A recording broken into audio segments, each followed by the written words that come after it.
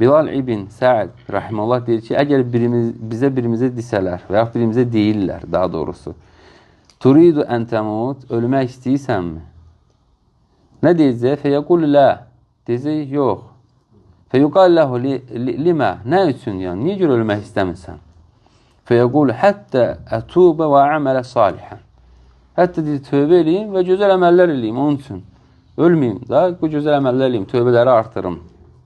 Fəyuqal ləhu, deyir, ona deyirdi, ey əməl, əməl elə. Demirsən, ölmək istəmirəm. Düzdürmü? Salih əməllər elməz, tövbə, onda əməl elə. Fəyəqul, səvfə əmələ. Sonram deyir, əməl eləyəcəm. Sonram da, sonram. Elə hər birimiz elə şey olan kimisən, sonram. Ərəb dili öyrən desən, sonram. Quranı gözəl oxumağı öyrən desən, sonram. Misal üçün, bir məsələdə, hansısa bir məsələ, indi hərənin öz bir zəiflikləri vardır, hər birimizin.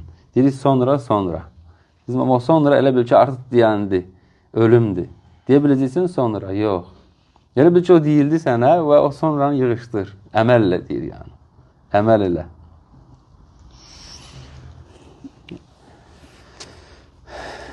Fəyəqulu səvfə əməl. Fələ yuhib ən yəmutə və lə yuhib ən yə'məl. Deyir, nə ölməyi sevmir, nə də ki, əməlləməyi sevmir. Fəyəxür əməlullahə təalə və lə yuəxür əmələ dünya.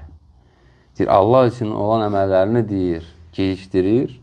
Deyir, sonra, amma da dünya işlərini, dünya üçün olan əməlləri geyişdirmir.